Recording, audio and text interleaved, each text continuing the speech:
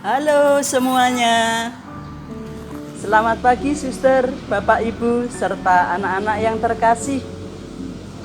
Kita sungguh bersyukur pagi ini begitu cerah dan kita akan bersama-sama menyongsong pesta Santa Angela yang akan kita rayakan pada tanggal 27 Januari 2021. Siapakah Santa Angela itu? Santa Angela adalah pendiri komunitas suster Ordo Santa Ursula. Para suster Ordo Santa Ursula mendirikan banyak sekolah baik di Indonesia maupun di luar negeri. Salah satu sekolah yang ada di Kota Malang yang didirikan oleh suster dari Ordo Santa Ursula adalah Cor Jesu. Kampus Cor Jesu adalah suatu institusi pendidikan yang terdiri dari KB, TK, SD, SMP, SMA, SMK, bahkan asrama. Nah, hari ini Bapak Ibu guru dari SMP Cor Jesu akan bercerita tentang kisah Santa Angela. Selamat menyaksikan.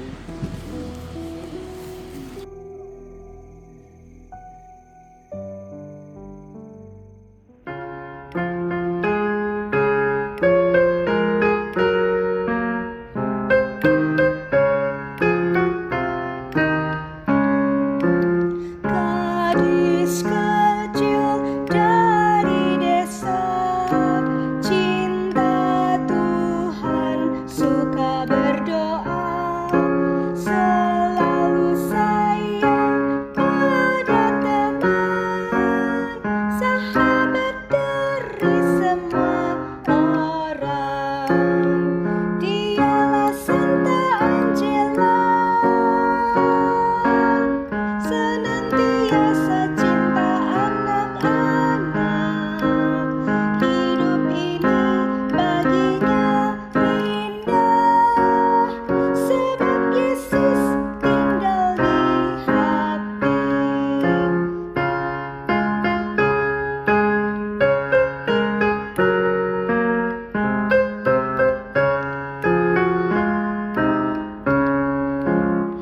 Gadis kecil dari desa, cinta Tuhan, suka berdoa, selalu sayang pada teman, sahabat dari semua orang.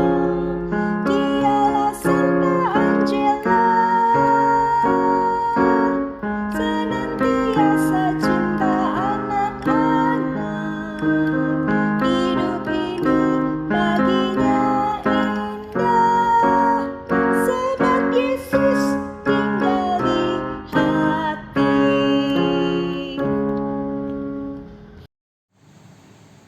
Di Desenzano, kota kecil di Italia Utara, sebuah kastil menjulang indah menghadap ke lembah yang menawan di tepi Danau Garda. Di Jalan Castello, jalan utama menuju ke danau, banyak toko-toko dan rumah-rumah. Di nomor 96, tinggallah keluarga Merici. Pada tahun 1474, di rumah keluarga Merici lahirlah bayi perempuan mungil. Seisi rumah dan tetangga turut bergembira. Selamat Giovanni dan Katarina. Ia cantik sekali. Siapa namanya? Putri cantik ini akan kuberi nama Angela. Besok ia akan dibaptis. Keluarga Merici hidup bahagia dengan 4 anak, 2 perempuan dan 2 anak laki-laki. Angela tumbuh dalam kebahagiaan. Di malam hari, keluarga berkumpul di seputar perapian, dan Yohanes Merici mempersilahkan anak-anak memilih sebuah episode dari kisah hidup Yesus di dalam Alkitab atau kisah hidup orang-orang kudus. Papa, kini giliranku untuk memilih. Ya, ia seorang putri cantik dan sangat berani. Begitulah Angela mengenal pahlawan, martir dan orang kudus sahabat Allah. Ia ingin sekali meniru mereka dan bahkan memberikan hidupnya seperti mereka demi cinta kepada Yesus. Angela merasa sangat dekat dengan kakaknya, Gianna Maria. Ketika bermain di tepi danau dengan kedua adiknya, mereka mencari celah tersembunyi untuk melanjutkan percakapan atau permainan mereka. Mari kita berdoa dan berbaring di tanah seperti yang dilakukan orang-orang kudus. Oh, banyak duri. Kamu membuatku takut, Angela. Ketika Angela masih seorang anak, orang tuanya membeli sebuah lahan pertanian tidak jauh dari Danau Garda. Lahan ini disebut Le Grese, yang berarti kandang domba. Kata ayah Angela kepada anak-anaknya, Kita memiliki kebun anggur dan pohon zaitun yang menghasilkan panen yang berlimpah. Kita juga memiliki seekor sapi dan 3 ekor kambing. Alangkah indahnya. anak-anak membawa kambing ke padang rumput dan membantu ibu untuk merawat sapi itu. Mereka sangat senang dapat minum semangkuk susu segar yang masih hangat. Matahari dan udara yang segar rupanya menumbuhkan nafsu makan keempat anak ini. Mereka memanjat tembok dan memetik buah ara dari pohon tetangga. Suatu hari sang pemilik melihat mereka. Ayah mereka harus minta maaf kepada pemilik yang sangat marah ini dan membayar denda. Kurang ajar, kamu kira dapat makan diam-diam? Kamu harus membayarnya. Maafkan mereka. Mereka masih anak-anak. Ayo, makan siang bersama kami. Di malam hari, Giovanni Merici mempunyai waktu untuk mengajar anak-anak membaca. Angela belajar sungguh-sungguh. Papa, izinkan aku membaca sedikit lagi. Sebelum tidur, diterangi cahaya lilin, Angela membaca lagi cerita-cerita itu hingga hafal. Setiap hari, Angela mencari waktu untuk berbicara dengan Tuhan. Ia sudah paham bahwa Tuhan mengingini dia menjadi teman baiknya, dan ia dapat bertemu dengannya dalam doa. Tapi sesuatu yang sangat menyedihkan terjadi pada keluarganya. Dalam waktu beberapa bulan, Angela kehilangan kedua orang tua dan kakaknya. Tak pernah ia merasa sesedih itu. Angela banyak berdoa, terutama untuk kakaknya Gianna Maria. Ia cemas saudarinya belum berada di surga bersama Yesus. Pekerjaan Angela cukup banyak. setelah mencuci dan melakukan pekerjaan rumah tangga, Angela menyiapkan makan siang untuk ketujuh pekerja yang membantu di ladang. Seringkali dia makan siang di bawah naungan pohon zaitun dan cemara. Di tempat ini, dia suka mendengarkan angin yang bermain di antara dedaunan dan mengamati matahari bermain dengan bayangannya. Suatu hari di Brudaso, ketika para pekerja mengumpulkan buah zaitun, Angela mengarahkan pandangan ke atas, dan tiba-tiba muncul suatu penampakan. Ada sebuah tangga yang menghubungkan bumi dengan langit, dengan malaikat-malaikat turun naik. Betapa gembiranya dia ketika ia mengenali kakaknya di antara mereka. Aku sudah di surga. Giana Maria dengan sukacita dan berseri-seri. Tak ragu lagi, Giana Maria sudah diselamatkan. Tidak hanya itu, kakaknya tersenyum dan berkata, Angela, suatu hari kamu akan mengumpulkan sekelompok perempuan muda yang akan melakukan sesuatu yang baik bagi gereja. Angela terkejut, bertanya-tanya apa arti kata-kata itu.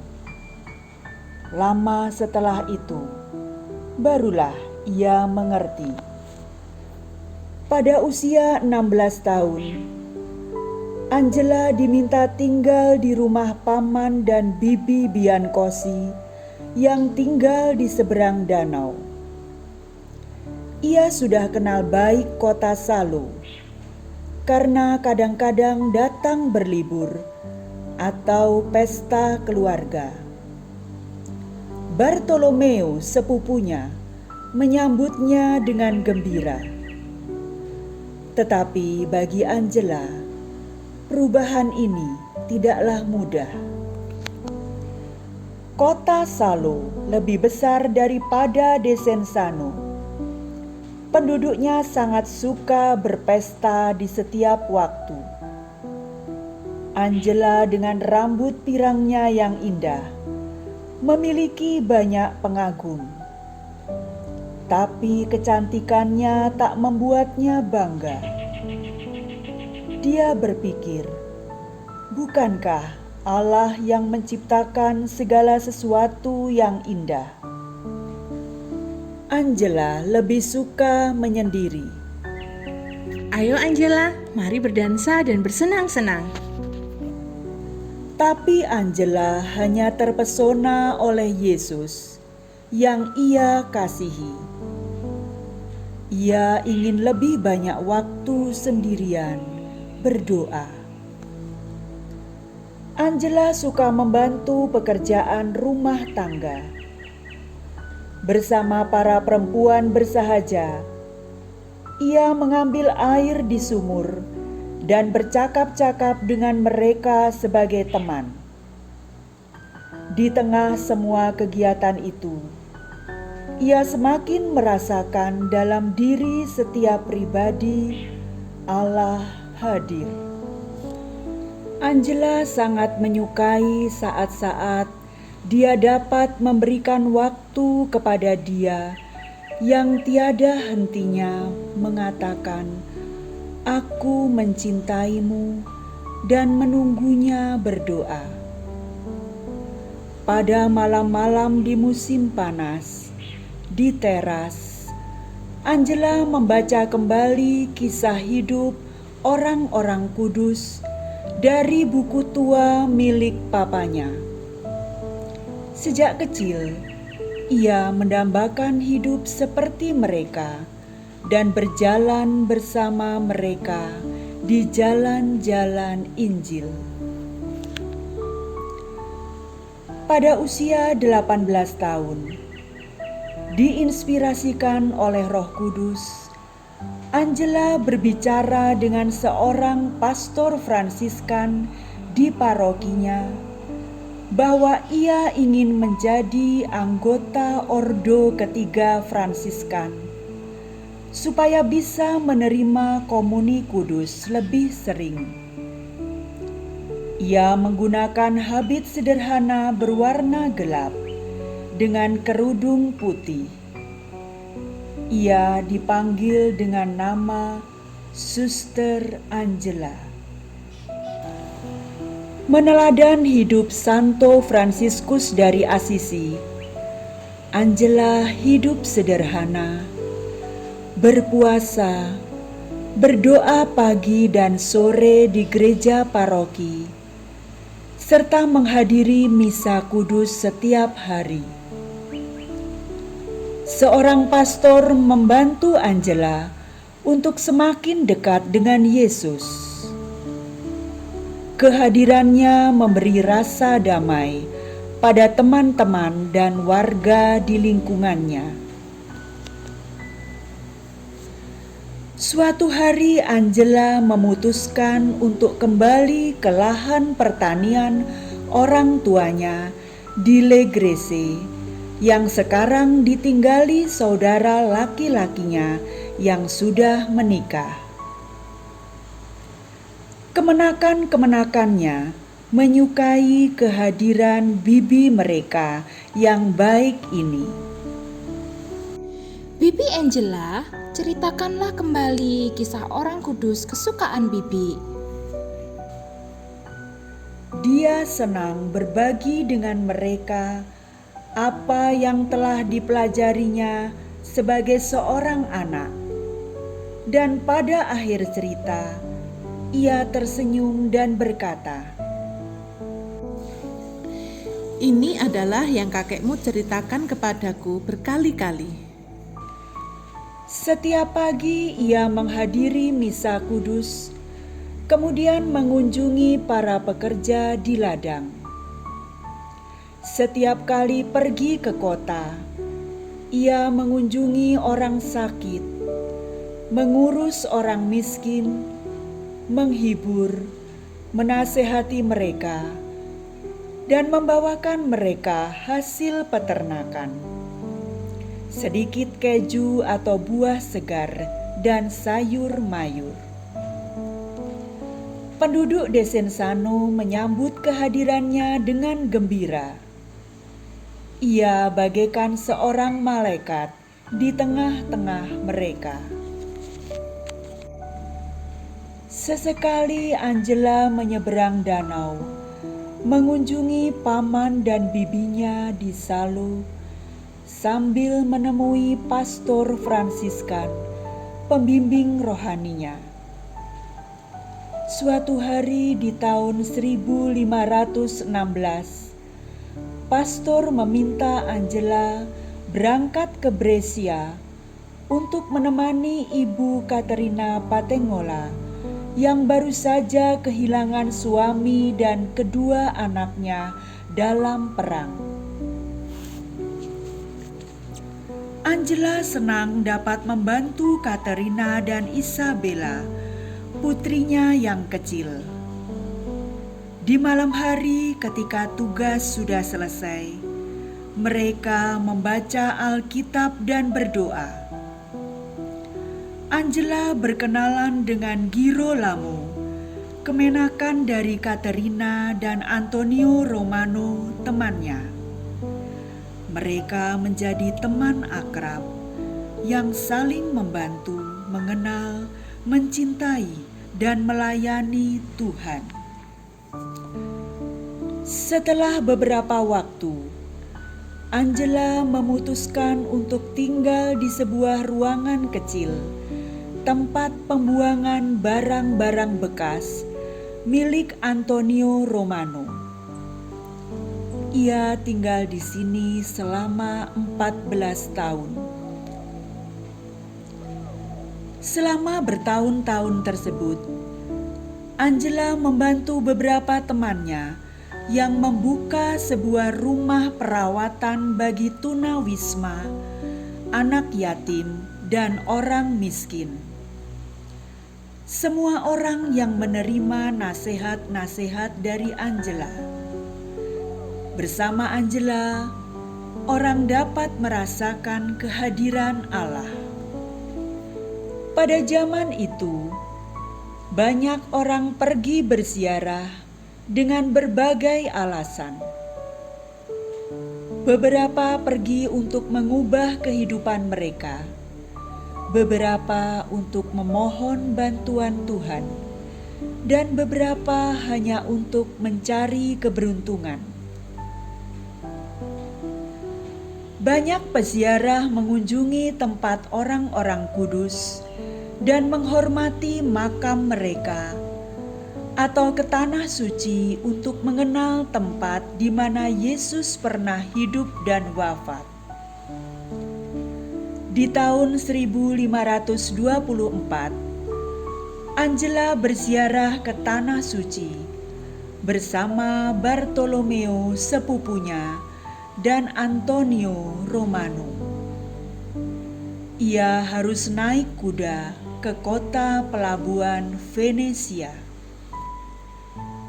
Sebelum berangkat menyeberangi lautan, para peziarah mengenakan jubah dan topi bertepi lebar yang diikat di bawah dagu, meletakkan tas di baunya, membawa tongkat dan sebotol air. Pada hari tubuh Kristus, para peziarah melakukan prosesi menuju ke kapal. Sebelumnya mereka menerima berkat khusus agar dilindungi dari badai dan serangan bajak laut. Dalam perjalanan, ketika kapal berhenti di pulau Kreta, sesuatu yang tidak terduga terjadi. Infeksi menyerang mata Angela sehingga tidak bisa melihat. Dua rekannya harus menuntunnya ke semua tempat suci, seperti dilakukan pada seorang buta. Angela tidak bisa melihat dengan mata jasmani, tetapi dengan mata batinnya, ia mengkontemplasikan misteri dan penderitaan Yesus, jalan-jalan yang dilalui, hingga tempat penyaliban dan kematiannya. Dengan hormat dan cinta yang besar, ia mencium tanah tempat Yesus disalibkan.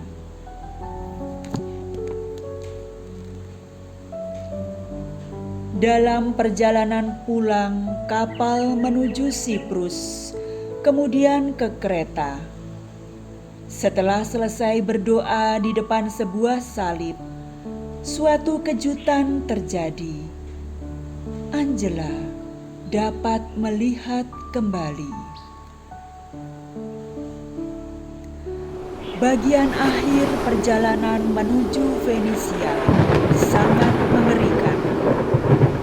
Kapal diombang-ambingkan badai selama 9 hari. Kapal itu didorong nyaris ke arah Tunisia, Afrika Utara, dan secara ajaib mendarat di pantai Tunisia dengan selamat. Para peziarah berterima kasih kepada Angela untuk doanya dan bersyukur kepada Tuhan yang masih memberi hidup. Namun petualangan belum berakhir. Kapal tiba-tiba bertemu kapal armada bajak laut dari Turki. Beberapa mortir ditembakkan oleh kedua belah pihak. Para perompak akhirnya pergi. Tidak ada peziarah yang diambil sebagai tahanan. Semua orang berpikir bahwa sekali lagi doa Angela telah menyelamatkan mereka. Sekembali dari peziarahannya, Angela tinggal beberapa minggu di Venesia. Di sana ia menerima banyak tamu. Mereka datang untuk berterima kasih atas doanya yang telah menyelamatkan mereka dari bahaya. Suster Angela, maukah tinggal bersama kami? Dia dengan sopan menolak, karena dia merasa dipanggil oleh Allah ke Brescia. Angela meninggalkan Venesia dengan menggunakan kereta kuda yang tertutup untuk menghadapi dingin dan salju. Ia tiba kembali di Brescia tanggal 25 November pada hari pesta Santa Katerina dari Alexandria, seorang martir perawan yang paling ia kagumi. Pada tahun 1525, di saat Paus Clement ke-7 memproklamirkan sebagai tahun suci, Roma diserang wabah dan perang. Walaupun berbahaya, Angela tetap berziarah ke Roma untuk menerima berkat khusus tahun Yubileum bagi mereka yang mengunjungi dan berdoa di 4 basilika utama di Roma. Ia juga memuliakan relikwi para martir dan berdoa di makam mereka di katakombe. Angela sangat berbahagia dapat bertemu dengan Bapak Paus secara pribadi. Namun, ketika Bapak Paus memintanya tinggal di Roma, ia menolak dengan rendah hati. Ia mengatakan bahwa harus segera kembali ke Brescia, sebab Tuhan sudah menunggunya di sana. Di Brescia, Angela dikenal sebagai pembawa damai. Dia selalu menemukan kata yang membawa rekonsiliasi, sikap dan cara yang dapat merujukkan keluarga yang terpecah dan orang yang bertengkar. Suatu hari 2 warga kota, Filippo Sala dan Francesco Martinengo, mau berduel. Keduanya mendatangi Angela. Kasihanilah, campur tanganlah. Jika tidak, akan terjadi musibah. Mereka akan saling membunuh. Dengan berani, Angela berbicara pada kedua orang yang bermusuhan itu.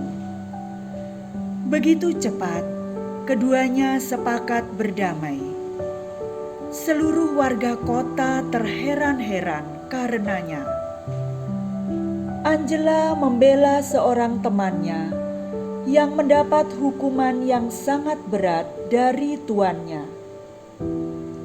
Angela tidak takut menghadapi kemurkaan yang mulia Luis Gonzaga. Tekadnya, kerendahan hatinya untuk membela kebenaran membuahkan keberhasilan. Angela menolong ibu-ibu di kotanya, mendamaikan pasangan-pasangan yang mau berpisah, orang tua yang tidak mampu memahami anak-anaknya. Melalui curhat ibu-ibu itu, Angela memahami bahaya yang dihadapi gadis-gadis muda. Nalar dan kata-katanya memancarkan cinta pada orang yang curhat kepadanya. Suster Angela, putri saya hanya menyibukkan dirinya dengan gaun pesta. Ia menghabiskan waktu berjam-jam di depan cermin. Itu memang usianya, nanti juga akan berlalu. Katakan kepadanya, Yesus ingin ia menjadi cerminnya untuk memancarkan cahayanya. Pada tahun 1529, pecah perang. Banyak penduduk Brescia melarikan diri dan mengungsi ke Cremona. Demikian juga Angela. Di kota itu, dari pagi sampai malam, ia menerima pria dan wanita dari segala usia dan semua lapisan masyarakat. Bahkan bangsawan Francesco Sforza datang dari Milan untuk meminta nasihatnya. Setelah perang berakhir, Angela kembali ke Brescia. Untuk sementara waktu, ia tinggal di rumah Agustino Gallo. Kemudian ia mendapat sebuah kamar yang lebih cocok, terletak dekat air mancur publik dan gereja Santa Afra. Ia merasa lebih nyaman karena dapat berdoa di gereja terdekat. Angela sekarang bersiap untuk melaksanakan proyek penampakan yang diterimanya ketika masih remaja, seperti dikatakan kakaknya dalam penampakan di Brudaso itu. Bentuklah sebuah kompani. Para perempuan yang bergabung dalam kompani itu harus menguduskan dirinya bagi Kristus. Mereka berusaha membawa damai dan keharmonisan dimanapun mereka berada. Dengan semangat peka terhadap kebutuhan orang-orang yang dijumpai, mereka hidup dan tumbuh dalam kasih kepada Allah dan sesama. Santa Ursula akan menjadi pelindung kompani ini. Ketika di Venesia, Angela terkesan dengan lukisan kisah Santa Ursula karya Vittore Carpaccio. Teman-teman terkasih, mari kita berlindung di bawah naungan Santa Ursula. Kita membutuhkan kekuatannya dan imannya untuk membaktikan hidup bagi Yesus Kristus tanpa perlindungan tembok biara di tengah dunia.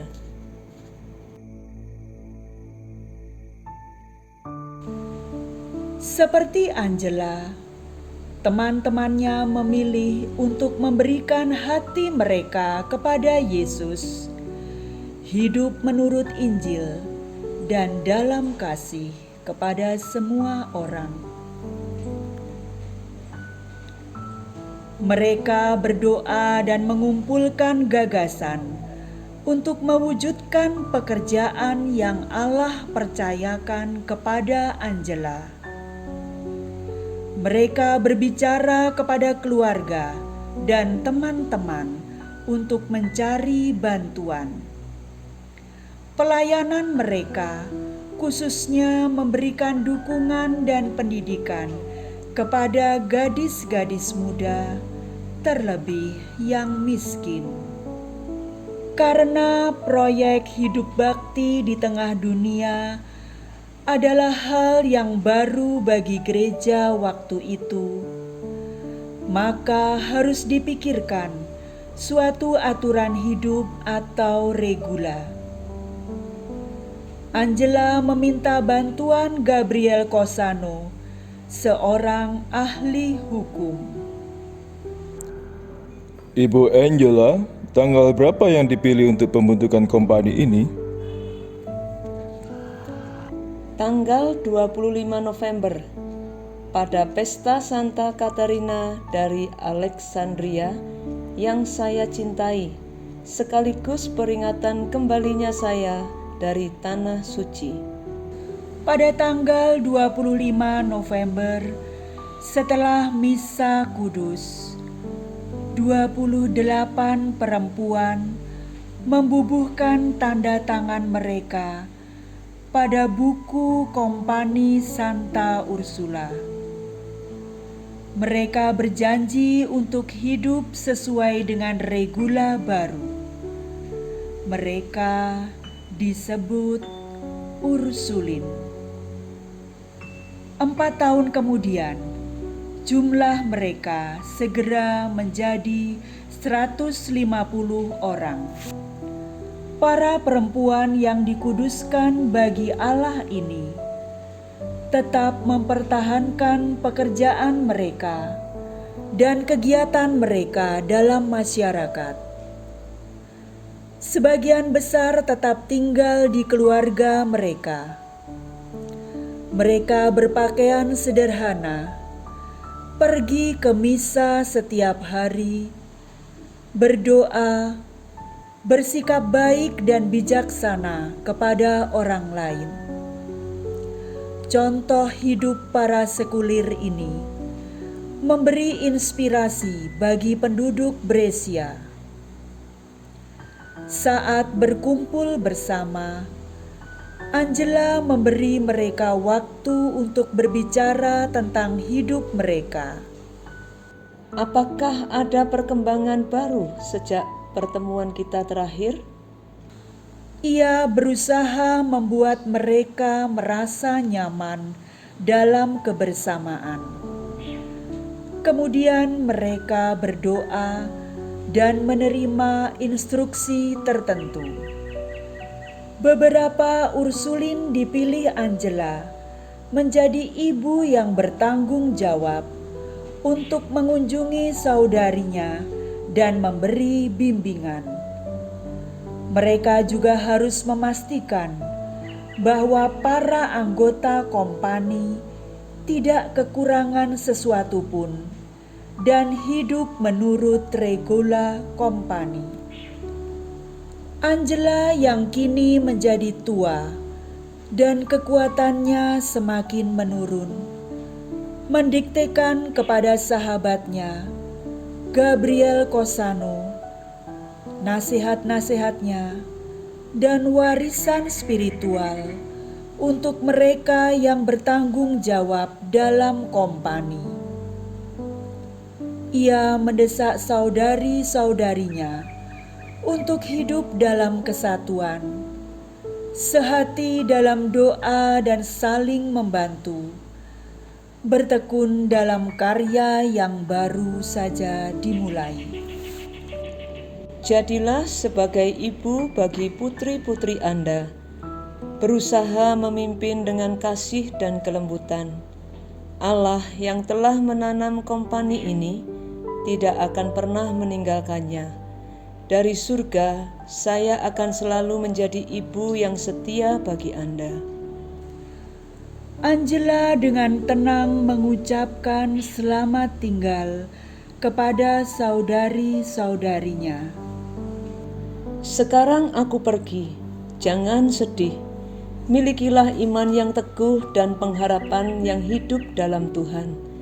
Dia akan membantu Anda dalam segala hal. Aku memberkati kamu dalam nama Bapa dan Putra dan Roh Kudus. Pada hari Selasa, 27 Januari 1540, pukul 15.30, Angela bersatu dengan Tuhan yang ia cintai. Selama 3 malam, sebuah bintang yang terang bersinar di atas gereja Santa Afra. Dia memakai setelan gelap dan kerudung putih. Wajahnya tenang dan cerah. Dia disemayamkan di gereja ini selama 30 hari tanpa ada tanda-tanda dekomposisi. Moreto, pelukis Brescia, mempunyai banyak waktu untuk melukis Angela yang tidur dalam kematian. Bahkan saat ini, para Ursulin terus berjalan di jalan-jalan Injil, mewartakan kabar baik Yesus. Putri-putri Angela sekarang tersebar di seluruh dunia karena cinta tidak mengenal batas. Mereka menangani pendidikan orang muda dan orang dewasa di sekolah, di perguruan tinggi, di paroki, di rumah sakit, di penjara, dan di tempat lain di mana ada orang yang membutuhkan bantuan mereka. Mereka mencoba untuk memancarkan ke sekitarnya iman dan sukacita yang Angela hidupi. Siap untuk berbagi talenta dan cinta mereka, percaya pada Yesus dan pada Angela yang telah berjanji. Aku akan selalu berada di antara Anda, membantu Anda dalam doa dan dalam pekerjaan Anda.